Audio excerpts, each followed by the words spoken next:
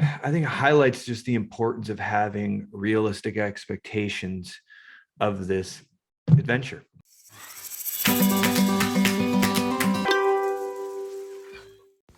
Hey y'all, Katie here with Team Evoaz at eXp Realty. We are so excited for season 4 of Real with Matt and Katie, and we have so much juicy real estate goodness lined up for you for this season.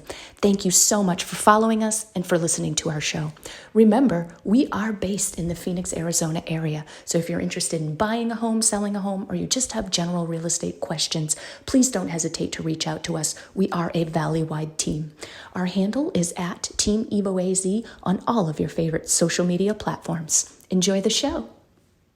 Hey everyone, it's Katie and Matt. We are that real estate couple talking a lot about real estate and a little bit about life based in Phoenix, Arizona. How are you doing today? Doing pretty good. Yourself? Yeah, I'm doing all right today. Today we're going to talk about something that's super important. Well, we always do. We always talk about things that are super important. But today is going to be more about the mindset of buyers. And if you are getting into this market here in Phoenix, Arizona, and you are a buyer, what your expectations should be. It's very, very different if you've purchased in the past, even, here in the Phoenix area. It's very, very different, has changed quite a bit over the last couple of years, would you say? Oh, yes. A lot. Yeah. Just in prices and demand and areas and everything. It's definitely been a lot of change. So it's important with that change that we change our mindset as well, because we're not going to be using the same tactics. We're not necessarily concerned about the same things that we were years ago when we were shopping here in this market. Even as soon as last year, things are changing. And, I think one of the biggest things that's what we're really seeing here is just the amount of people that are moving here from out of state. You look at what made up a good portion of our buyers' sales previous COVID. It was a lot of people that have lived here and they were becoming first-time buyers in Arizona who have been here for at least 5 years. And right now, a lot of people are coming from out. So if you're one of those people that live in Arizona, your mindset's got to change a little bit when it goes to look and buy for that home, because you've seen prices and what they've been over a decade. And it's probably really hard to digest that. And you're competing with someone that's now coming from out of state that's possibly very used to these prices. If anything, it might even seem like a deal compared to if you're moving from parts of Washington, Texas, California, and such, New York, Chicago. People still look at these prices and say it's a deal. So it's extremely important to acknowledge that. I think that has, obviously there's a few factors that go into why our prices are doing what they're doing. But I think that is a good chunk of it is that, there are people that are coming from out of state. Maybe they're coming from California, Washington, markets where properties have been, in those higher price point brackets for quite some time. And they're just very used to that. They're coming over with their same salaries, with those jobs, more than likely that they had. A lot of people are telecommuting these days, working from home, and they're cool with it and they're paying those prices. They've got cash in their pocket. Maybe they sold their, $1.5 million house wherever they were, and they're coming here and they're looking more in the 7s or the 8s, and they're able to pull cash out of their pocket and pay cash for that. Yeah. So it's a very, very competitive market. I'm sure that you've all heard that. And in a competitive market as buyers, we have to understand a couple of things. We're probably not going to have very much control over the price we pay. No, it's very, very difficult, especially if you go in and you're going to generally apply that to the whole search. If you're looking in specific areas and you're only in that one area, we can pretty much tell you right off the bat, expect this. And our buyers are seeing that. If you're picking a hot area and that's where you want to be, there's going to be competition. Now, if you're, moving from out of state and you're kind of like, hey, I'm open to these different areas, you might see a little bit of difference as far as, what you're going to pay for the size home that you'd get, size lot, some features. But, that once again is indicative of the location.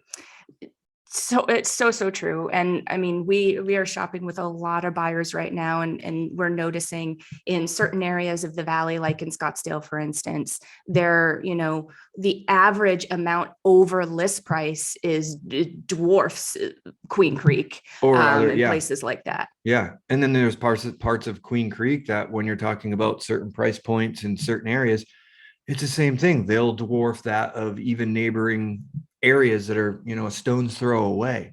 But you go, But that's all about location, and that's it's key. It is key. And I think that it's giant before you start getting out there and start getting excited and looking at property to understand those things. Yeah. So you can do that research. Obviously, if you're connected with a good experienced agent, they're going to help you with that research just so that you kind of have an idea. And that may help you narrow down area a little bit. Hey, I can only come out of pocket X amount. Yeah. I'm only willing to do an appraisal shortfall for X amount. I'm only willing to waive an appraisal for X amount. Yeah. And so I think it's really important to have that expectation up front, because if you're searching, if that X amount is $50,000, but you're searching in an area where it's normal to see the prices jump $100,000, or for the shortfalls and the waivers to be $100,000, that you got to come out of pocket with cash. It's really important to know that before you start getting really excited about that location. Yeah, absolutely. And I think that just I think it highlights just the importance of having realistic expectations of this adventure. And I think that's, you look at what's happening right now in our marketplace all over the country, but specifically here in Arizona, there's a lot of emotion, and I think that emotion, it's extremely important that you check that emotion, that you actually go to the old pen and paper, the pros and cons list, what's most important, and you really look at that from an emotional side, but also from a logical side. Finances is a very, very important key and piece of this. Now, obviously, if finances aren't one of these driving forces that's giving you anxiety, that's great. You're a lot of the stuff that we're talking about, you're probably navigating a lot easier. Mm-hmm. But there's a lot of people out there that don't have that luxury, or don't, they're not in that mindset, and they're a little bit nervous, rightfully so. Things are moving quickly. This is a huge purchase. And I think it's like I was saying before, if you've lived here in Arizona for the last decade, you're getting price tag shock. Yeah. And then you take that emotion and, whatever you have going on in your family, whether it's it's a decision between you and your significant other or someone else, and it's more than one person, or even yourself, you know what I mean? Having that battle within your own head of like, oh, am I missing out on something, or too critical? We should have bought earlier. This is no time Nothing you can do about that. Anyone. Yeah, Yeah. Don't should on anyone, even yourself, because you can't change that. But you also don't want to use that as a motivating factor for you to deviate from your plan and make a rash decision. Mm-hmm. And I think a lot of people are doing that right now, where they're like, oh my God, we have to buy. And why? Why do you have to buy? And that is the biggest question. And if you're answering that honestly, and it's and you that it's constructive, and your approach is from finances and emotions and all that stuff, the answer is going to be very, very clear. And I think a lot of people end up making these knee-jerk reactions that like, I got to keep up, or I got to do this, or I'm going to miss out. But what ends up happening is you become almost more, not neurotic, but more crazy, because now emotion is your driving force. And when you're not seeing these results, fear, and this fear, you're now even being more triggered by bad news or other things happening in your life. And you're just throwing it all on top, and you're like, you can't breathe. And what ends up happening is reality will hit, and it will either hit in the halfway through your inspection, or it could even hit a little bit later on when it's too late. Mm-hmm. And then you're going, wow, God, what am I doing? And I just don't think that that's a time to do that right now, if you're in that position. Mm-hmm. And I think a lot of people, especially if you're working with, and I'm not poo-pooing on any realtors that, are just trying to make a living, because you're not going to get the right advice from them if they're like, hey, they've already invested a lot of time in you and they're trying to get the sale. They're going to be pushing because they need it. Yeah. And they're like, oh, I just can't, I don't want to say, hey, is this the right time for you? And that's a big question. We ask that to a lot of our clients, especially when we sense that there's some underlying issues here that are preventing them from making moves that we're not seeing. You know what I mean? That don't make sense from, what they've highlighted as their motivating factors in this process. Mr. Keller always says, Gary Keller, for those of you who don't know who that is, owner of Keller Williams, speaks a lot. He's got all kinds of wisdom, been around a while. He always says that it's always the right time to buy the right piece of real estate. And I think that a lot of that also has to do with your personal situation. Yeah. So really, really big to dig into that and, pull out the piece of paper and the pen, do the old pros and cons list. I mean, it's been working for years, right? So very true. And, and I think you're going to determine if you're in that position, like, what are the things that are going to make you feel more confident? What are the things that are going to remove these fears? Now, are these things that we are even in control of? Now, I think most people, like, if you're in this position, and the first question you should be asking yourself, and you find yourself stressing out, freaking out, is how long are you going to call this home? Yeah. And I think that's the biggest question that a lot of people need to ask, because if that answer to that is, hey, it's a minimum of 5 years, and this could be our home forever, or it could turn into a rental later on, I would urge you to not be self-critical, because what are you really trying to save at this point? Yeah, interest rates went up. Yeah, demand's a little bit high. But we have all the indications that Phoenix is going to not stop growing, even if we approach certain things that are going to cause us to slow down and whatnot. The future of this state and of this city is huge. And over the next 15 to 20 years, it's inevitable. It's going up. So that's a real important question to ask yourself. Even if you have a higher interest rate, guess what? You can refi. They're going to end up dropping at some point when inflation controls. So that's one solution that you can say, okay, it's not like I'm going to be stuck with this. It's not the case, because if you're just basing this off purchase price and the ease of obtaining a property, that's the wrong formula for a good deal. You know what I mean? You're going to end up kicking yourself in the ass hard, because you're going to miss out on a lot. And yeah. And let's talk about good deal, because there's going to be some things that you're going to need to do as a buyer that are uncomfortable in this market, and find, what does a good deal mean to you? Well, if you've been in the Phoenix area for a while, like Matt says, the last 10, 15 years, then a good deal is probably means a lot of a different thing than what it actually is right now. Yeah. If you've been following us, like what Matt just said, you have heard us say over and over and over again on our monthly market updates with Ryan Gilliam that, it's a hot market. And, for those that are out there kind of waiting for crap and fan to meet and for prices to start going south, you're probably going to be waiting for a while. And, it's a conversation that I have with a lot of my buyers. Okay, so this seems like it's an uncomfortable price right now. You're having to come out of pocket. You're paying over the list price, maybe even in some cases over the appraisal, yada, yada. But like Matt says, think about how long you're going to own this property. You're not going to own it for the next month. You're going to own it more than that. More than 3 months, more than a year, most likely, probably 2 years minimum is what most people are really doing. And so, at 2 years from now, are you going to complain about the price that you paid? I can assure you that people that purchased in 2020 are not complaining about the price that they paid, and they came out of pocket with extra cash and they paid over. It wasn't a good deal at that time. They were paying heavily over. And that's what happens in appreciating markets. Especially if you're in Arizona, it's hard to digest that. We haven't experienced a heavily appreciating market since 2004 to 2006. And that was highly artificial. Like that was a whole different ball game. And I think a lot of people, once again, want to kind of correlate to what we're seeing now conveniently to what we saw then. And it's not the same. It's not even the same sport, never mind the same field or league. So, I think that's important. And to what you were saying about being prepared, like, once again, if you're on the fringe and you're looking at life and you're saying, hey, am I biting off more than I can chew? That, your lender's going to know that, you're going to know that, your spouse, whoever you're talking to, is going to know that. Pump the brakes. There's no reason to do something that's going to put you in a bad situation to feel like you need to keep up or you're going to miss out on something. Never use that as your motivating factor in this. Gain clarity, figure out what you need to do to find that confidence, whether it's in finances, whether it's saying, hey, you know what, maybe I'm just being self-critical of myself and I'm not thinking about what I'm doing with my career.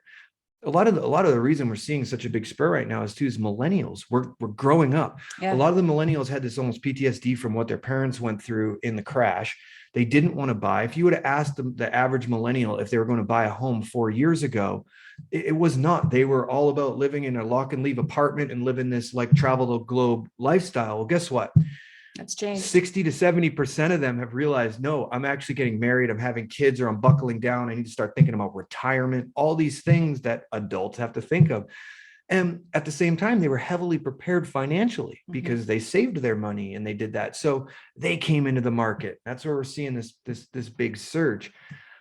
So it's important to make sure you have, all of these boxes checked. So when you're going into this, you're doing it for the right reasons. Because there will be some discomfort. Yeah. You will be asked in some cases, or it will be suggested to you that you shorten your inspection days. Typically, we have a 10-day, it's boilerplate in our contract here in Arizona that we have a 10-day inspection period. I'm not seeing many 10 days come across my desk on my listings. I'm not writing contracts with many 10 days. It's 5 days max. Yeah. A lot of times it's going to be as is condition. You're doing your inspection for due diligence purposes only. You're giving the seller X amount of months, time in the property for a lease back or a post possession.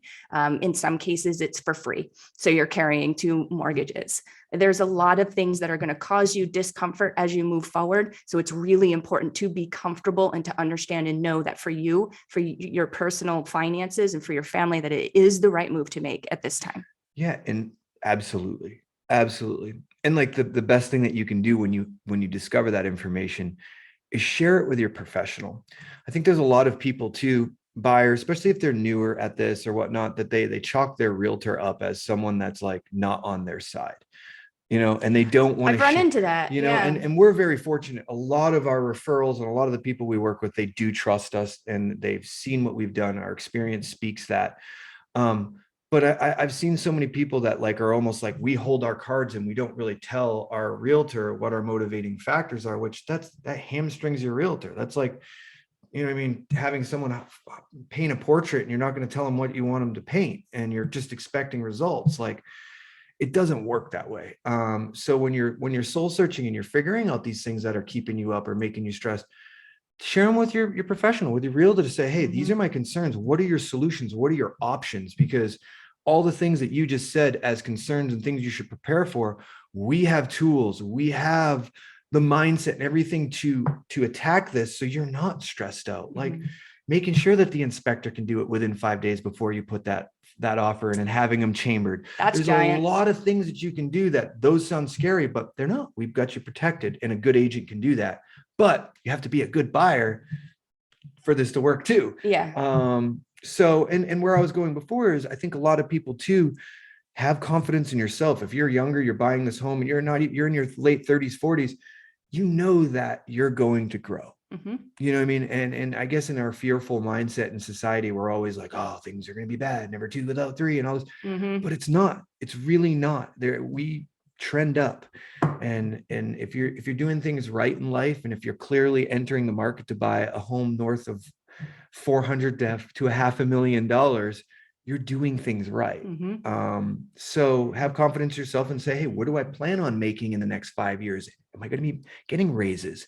Because that might make you breathe easier if you're a little bit tighter now and saying, hey, we're going to have to probably cut going out to eat or doing these little things to justify the rate hike. But don't think about just right now. Think about the future too. What's going to come? What are these things that you can do in your life to find comfort and a little bit more income?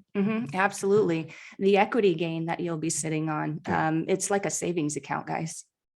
I mean, honestly. And then, what we encourage a lot of our clients to do, and some of them take us up on it, is, hey, you get into this house, preferably below your means, right? We always want to live that way if we can. So we get into this house preferably below our means.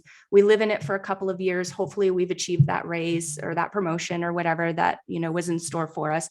And now it's time for us to move on and get the next step up home. Keep that home in your portfolio, start renting that home out, because not only is the housing market as far as buying and selling hot, but the rental market is like through the roof and will continue to be. And I think that approach right there, like you said, living below your means is key. And if you find yourself stressing because you have all these emotional needs of like what my dream home is, and I see this with a lot of people where they really have this picture, but it's a little bit beyond their means, and it's stressing them out because they know to get that, they're going to have to kind of push themselves into this weird, uncomfortable spot. And sometimes you take that big step forwards and you actually end up falling backwards. And that's where you might really want to stop and say, wait, is my dream home something I want right now or need right now? Mm-hmm. And I think to your question, where they might end up saying, you know what, that's a good idea. Maybe we can chalk some of those things down. Maybe this next home has some more of these characteristics that would represent a good rental in 5 years. Mm-hmm. And that's what we rest upon. And that's our plan. So then we can build something, and we know that when we're getting ready for that dream home, it's going to be below our means. Mm-hmm. It's going to be something that makes sense. You're not trying to force a round peg into a square hole. Mm-hmm. You know, my buyers know it. And when we're looking for a home, we talk about that. Hey, is this forever, or is this a stepping stone? Is this something you might consider putting into a rental portfolio at some point? And when we're shopping, we keep that in mind. You always want to keep the end result in mind when you're shopping for real estate. Yeah. All right, guys. I think That's that was a lot. Some good stuff, but it's very, very, there's a lot of things, you know what I mean? At the end of the day, there's so many things that are going through someone's head in this market. And it's super important that you communicate those to your professional, so everyone can work together to that same goal. So absolutely. And we're always here. You can catch us on evoaz.com. And, or shoot us a text message. My number is 480-250-0023. You can comment here on this video or on this podcast, and we will see your comment and we will respond to your questions. Absolutely. All right, y'all. And another thing, if you're interested in being a guest on the show, please follow us at Team EvoAZ, which is our handle at Team EvoAZ on Facebook, YouTube, and Instagram. Send us a little message. Let us know why you'd like to be on the show. While you're there, give us a like. Right now, while you're listening to this show on your favorite podcast platform, please subscribe, download, rate us so that we can naturally and organically get the real news out to the real people. Instead of better. Until next time. All right. Bye. Bye.